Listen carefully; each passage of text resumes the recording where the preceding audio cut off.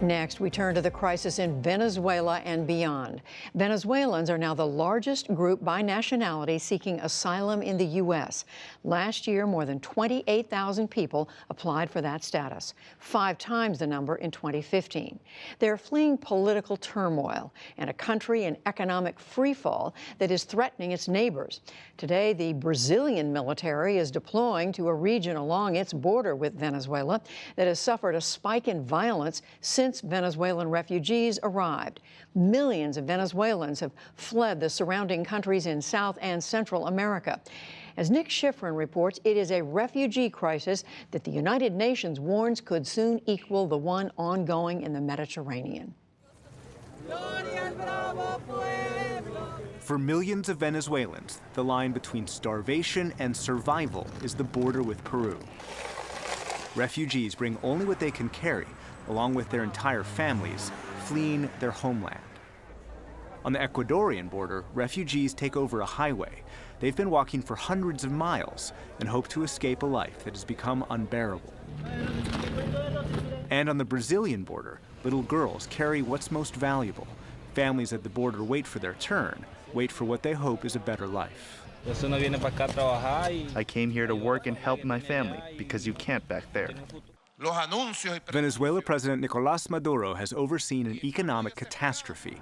Inflation is predicted to be 1,000,000%, pulverizing incomes, spreading hunger, and crumbling health services. Sky TV recently filmed in a hospital in an area held by the opposition. Patients sleep behind staircases in dark corridors. Most doctors have left due to lack of salaries. Those still here work for nearly free. Margaret Gamboa is a medical student. Everything here is so sad. I can not help them because they need help. There is nobody here. One of the few remaining doctors shows off cabinets supposed to be full of medicine, today empty. This boy needs antibiotics the hospital doesn't have. And in a nearby room, a mother shows cell phone video of her daughter, once a dancer in the orange dress, now nearly immobilized by a brain tumor. But there's no cancer medicine in Venezuela, so her mother and Yuri Fuentes will try and make the difficult journey to Colombia. Because she's my daughter, I have to support her. We've been here for 2 months. The conditions have created an exodus of 2.3 million and a regional migration crisis, says Colombia's migration director, Christian Kruger. We cannot lie to ourselves. We are talking about a nation of nearly 30 million residents that clearly will continue leaving their country. Regional nations must unite. To try and fix the economy, the government recently raised salaries by 3,500% and introduced a new currency with 5 fewer zeros. But in a country full of long gas lines, ATM lines, and groceries that can cost 2 weeks of people's salaries, that may be too little, too late, says Venezuelan business organization President Carlos Larrazabal. Without controlling the hyperinflation, the impact of these incremental changes will be totally counterproductive. The Maduro government says it's preventing chaos and fighting internal and external enemies. Maduro himself urges Venezuelans to stay home. Even if life isn't perfect, he says, leaving is worse. Some Venezuelans who left the country to clean toilets, I'm saying this even if it hurts, have left to become economic slaves abroad. For more on all this, I'm joined by Javier Corrales, professor of political science at Amherst College. Javier Corrales, do the countries that these Venezuelan refugees are arriving in, do they have the capacity to accept so many refugees? They don't. These are countries that are not necessarily impoverished, but they do not have the capacity to have a refugee crisis of this magnitude and happening at this speed. There's no question that these governments are going to have to respond. These are a large number of people in dire need, suddenly arriving. Some of them are incredibly honest people, but there's also a lot of contraband and illicit trade and criminal activity happening at the same time, and all of this is arriving at a fast speed. And so it is a real emergency situation in many communities. Inside Venezuela, we saw last year a lot of resistance to the government. We've seen less resistance recently. Why is that?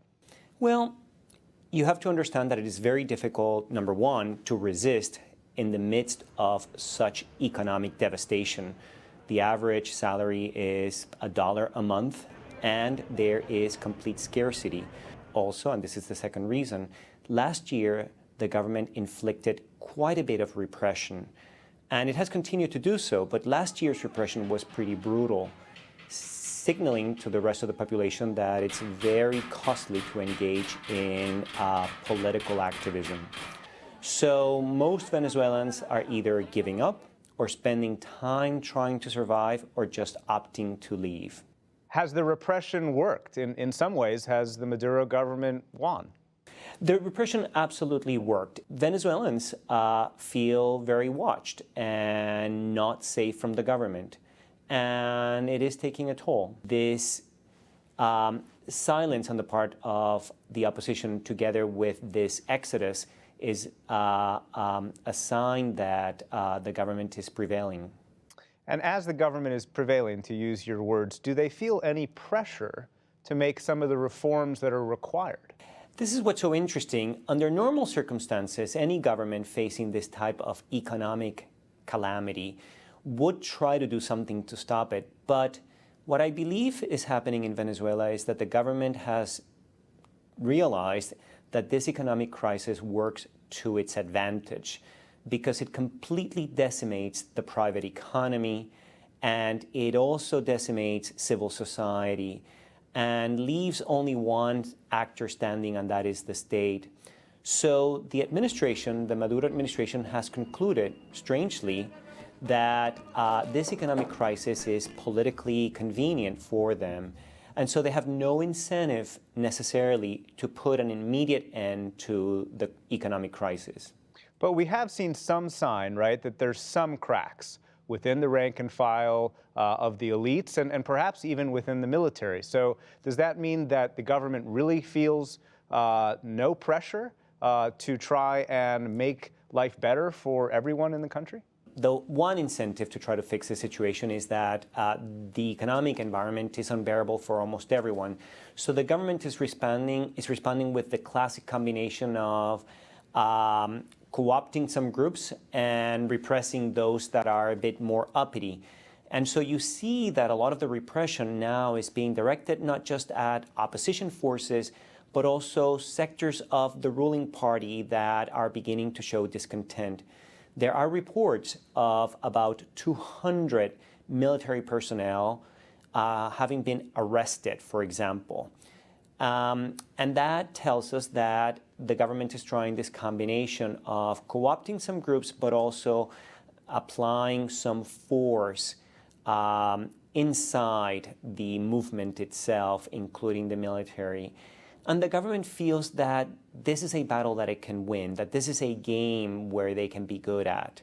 And quickly, in the time we have left, if they're not feeling insecure, can they just maintain the status quo and perhaps buy time until, for example, oil prices increase again? That's essentially what I think they are hoping for, that all they need to do is to wait it out for a few more months, and that at some point the price of oil will go up, and this will give them some more room for maneuvering. So it's a matter of just holding steady for a little longer, make sure that they don't introduce drastic change, and wait for the price of oil to go up. Javier Corrales of Amherst College, thank you very much. My pleasure.